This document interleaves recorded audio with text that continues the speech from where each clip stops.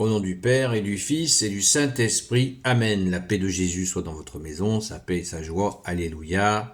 Sainte messe à vous. Nous sommes dimanche. Alléluia. Nous lisons le Saint-Évangile selon Saint Luc, chapitre 6, versets 39 à 45. Que ta parole, ô Jésus, rentre dans mon esprit, que ma bouche proclame ta parole et que mon cœur l'accueille. Alléluia. Alléluia. Il leur donna cette comparaison. Un aveugle peut-il guider un autre aveugle? Ne tomberont-ils pas tous les deux dans le trou? Le disciple n'est pas au-dessus du maître, mais s'il se laisse former, il sera comme son maître. Quoi? Tu vois la paille qui est dans l'œil de ton frère et tu n'as pas remarqué la poutre qui est dans le tien? Comment peux-tu dire à ton frère, Laisse-moi t'enlever cette paille que tu as dans l'œil, alors que tu ne vois pas la poutre qui est dans le tien. Hypocrite, enlève d'abord de ton œil la poutre et ensuite tu verras clair pour enlever la paille qui est dans l'œil de ton frère. Il n'y a pas d'arbre sain qui donne de mauvais fruits, ni d'arbre malade qui donne de bons fruits. D'ailleurs, chaque arbre se reconnaît à son fruit. On ne ramasse pas des figues sur des épines, on ne vendange pas de raisins sur un buisson. L'homme bon dit ce qui est bon à partir du bon fond qui est en lui, mais l'homme mauvais fait sortir le mal du mauvais fond qui est en lui. La bouche parle de l'abondance du cœur. Alléluia. Waouh. Merci Jésus. Tu nous ramènes au cœur, la centrale nucléaire de nous-mêmes. Le cœur. Le cœur. Et oui, je rigole, mais c'est très sérieux, puisque tu nous dis, bien-aimé Jésus, là où est ton cœur, là aussi est ton trésor. Donc c'est de là que tout vient. Donc pareil, l'œil est la lampe, et le cœur dirige, conduit, si l'œil va voir les choses comme il faut, ou s'il va les voir tourner du mauvais côté. Merci Jésus. C'est la question de la paille et de la poutre, c'est une question qui est souvent abordée dans ce que nous appelons dans l'Église catholique la correction fraternelle. Waouh! C'est-à-dire que quand on est dans la foi, des fois on peut être pris par l'orgueil spirituel et on commence à dire aux autres fais ceci, fais cela, fais ceci, fais cela. Et du coup, de dire à tel frère ou telle sœur, non, tu ne devrais pas faire ça, patata, patata. Sans vérifier déjà bien si nous-mêmes sommes clairs sur le sujet, et autre chose, si nous avons l'autorisation de Jésus pour pouvoir faire un commentaire à un frère ou une sœur. Parce que ça ne se fait pas sans l'autorisation de Jésus. Jésus nous dit, apprenez que je suis doux et humble de cœur. Donc si nous nous comportons avec les autres avec brutalité, eh bien, ça ne correspond pas à ce que Jésus lui-même nous a montré, douceur et humilité.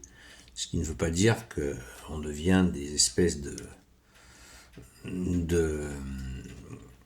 personnes sans aucune saveur, sans aucune personnalité, c'est pas ça du tout. C'est que Jésus nous cisèle avec délicatesse, et si nous arrivons avec nos écrase-merdes, les écrase-merdes en campagne, on appelle ça des grosses chaussures qui écrasent tout.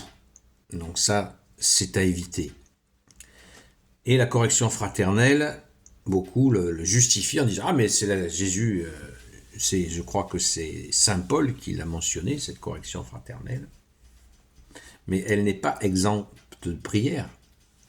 Et si nous avons un doute, il suffit de prier pour la personne, et Jésus pourvoira. Oui, il vaut mieux des fois prier pour la personne que de faire des commentaires déplacés, mais dans tous les cas, si on veut aider quelqu'un, la meilleure façon de le faire, c'est de prier pour lui. Bien sûr qu'on peut discuter, mais peut-on discuter sans avoir écouté? Peut-on expliquer quelque chose à un frère ou une sœur si nous ne l'avons pas écouté? Parce que quand nous écoutons, nous comprenons. Et la personne, souvent, justement dans cette humilité, comprend elle-même les réponses à ses propres questions. Voyez, parce que bien sûr, Jésus est là, puisque tu nous dis, Jésus, si vous êtes 2 ou 3 en mon nom, je suis au milieu de vous. Donc Jésus, si vous écoutez, Jésus voit que vous mettez en pratique sa parole, il voit que nous mettons en pratique sa parole, et du coup, il vient écouter, et il vient, par lui-même, l'Esprit Saint, porter les réponses à la personne.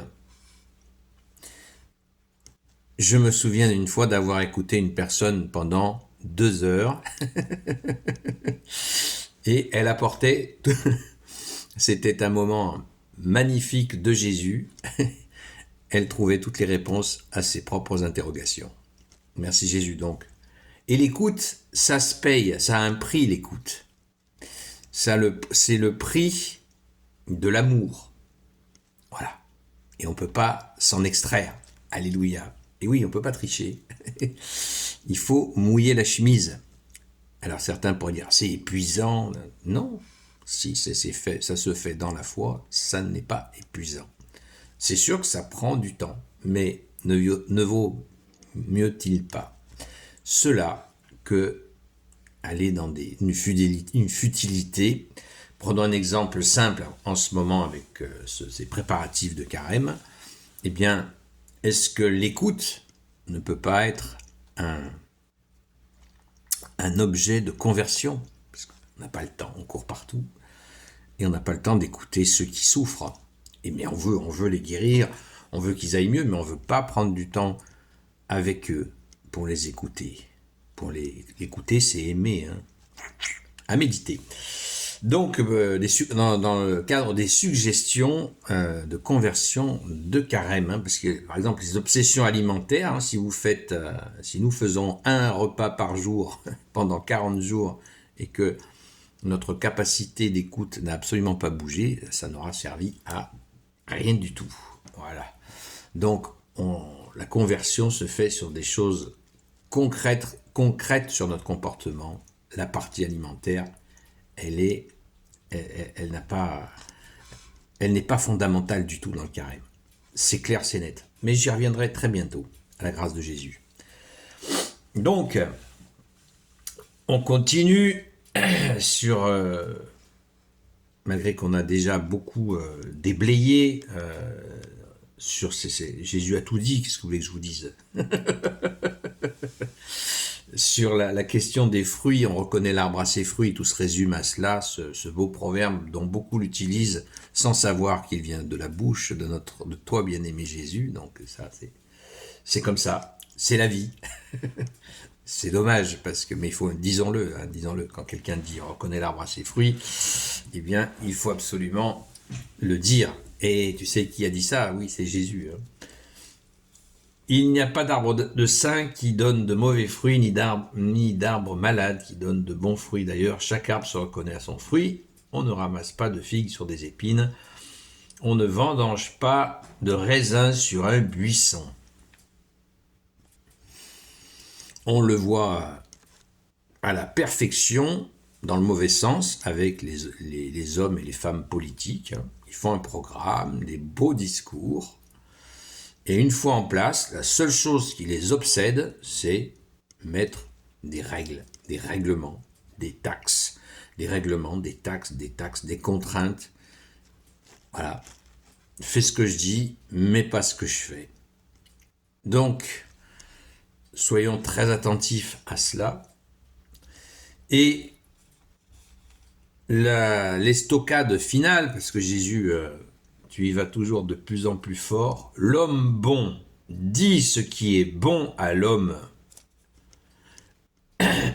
L'homme bon dit ce qui est bon à partir du bon fond qui est en lui.